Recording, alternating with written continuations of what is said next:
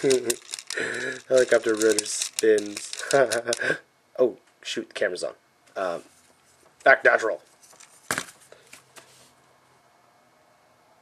Hey guys, welcome to another Hunt for the Decepticons action figure review. It's a Transformers review, yes. My name is Rich, and I'd like to thank ExordiumToys.com for sponsoring this video and providing this figure for me to be able to do the review for you guys. Yeah, so here we have a black attack helicopter.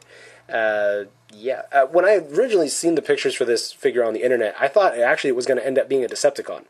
His name is Tomahawk, so I was thinking, okay, you know, Tomahawk, that's a weapon. It's a black attack helicopter, so it's probably Decepticon, you know, because usually Decepticons are military vehicles. And no, this is actually an Autobot. So I was pleasantly surprised, I guess, you know, just, I don't know. They'll probably end up doing a repaint, and it'll be Decepticon anyway, but, you know, yeah.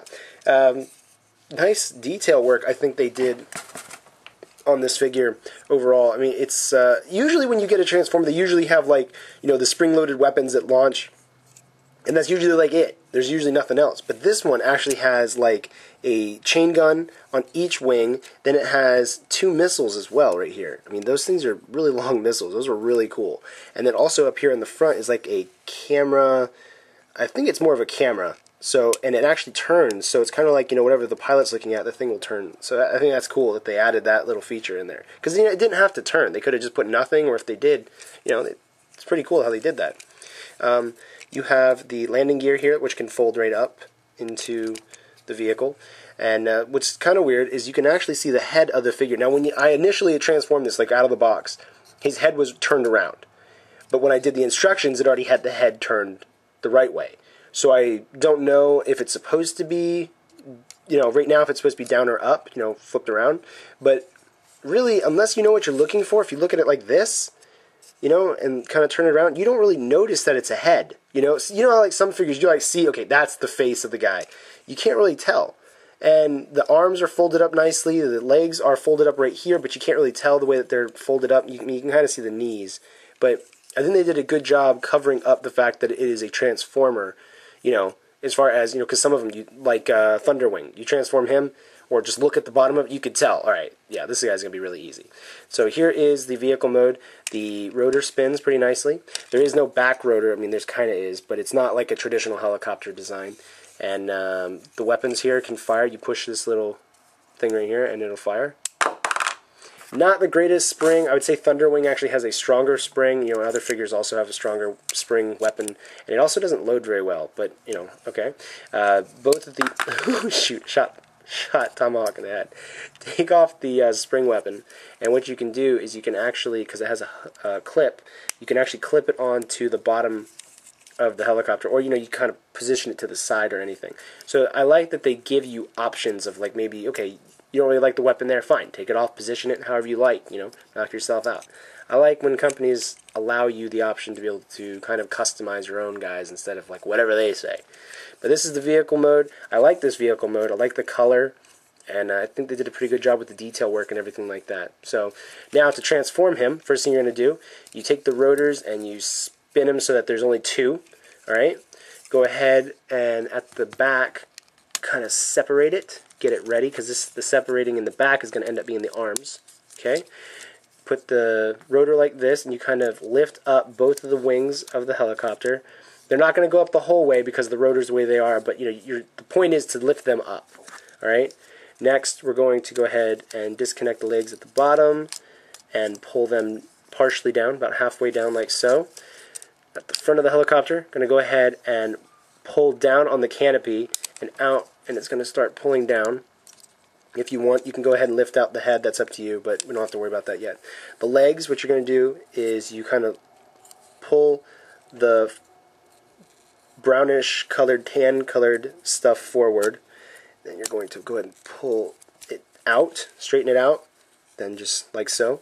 So the back, like where the landing gear is actually going to become the heel. Do the same with the other side. Kind of just pull it out and flip them around like so. Boom.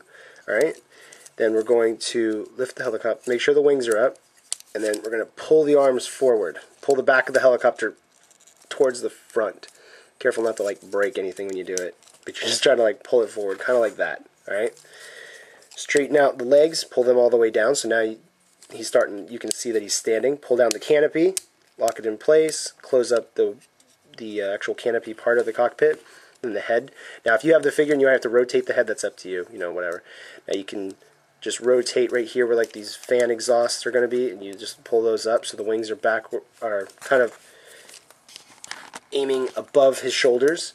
Take the arm and you just rotate it. All right. You take the for the right arm, you actually have like this little thing that's going to end up becoming like a claw thing, but you just pull it back and just position it back like so, and out pops his hand. Same thing for the other side. Just reposition the shoulder first, then just pop it out. Bing, just like that. And there we have it. There's Tomahawk, already in robot mode. Not very difficult. He has a little bit of things, you know, rotating around, but nothing too difficult. And overall, I actually like... Oops, sorry, I didn't bump the camera. Overall, I like his robot mode. I think it actually ended up turning out pretty good. The head, I'm not a big fan of the head.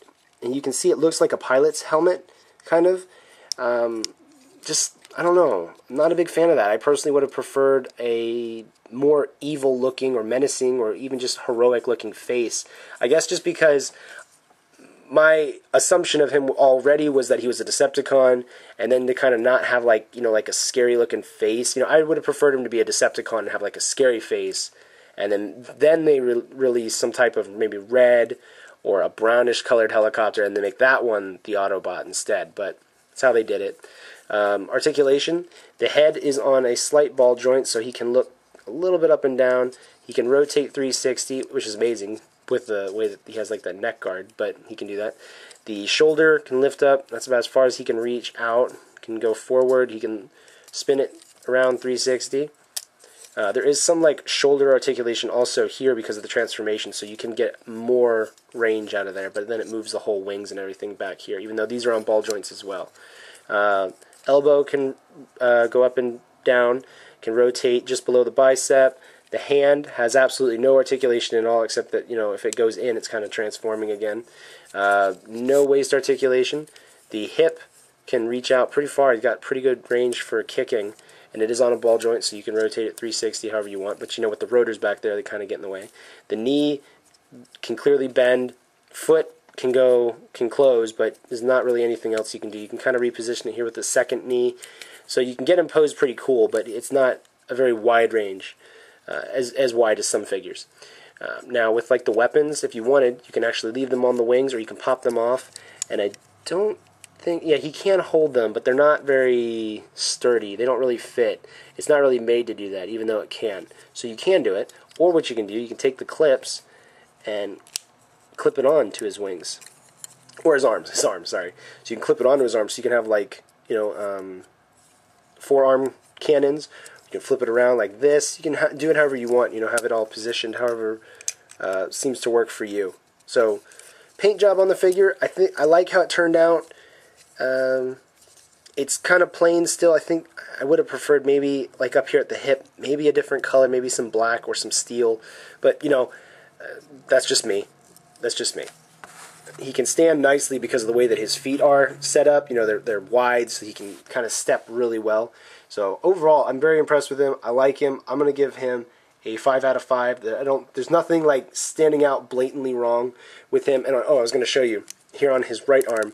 You actually can open it up. It's like a claw, and it's hand activated. So you know your hand has to close it and open it. But I prefer that versus spring-loaded weapons. I'm not a big fan of spring weapons because then they end up looking like this. You know, this huge stick sticking out of the back. I'd rather just have, you know, they don't launch at all, and they'd be more like these missiles that are up on his wings. But anyway, overall, 5 out of 5. Pick him up if you see him.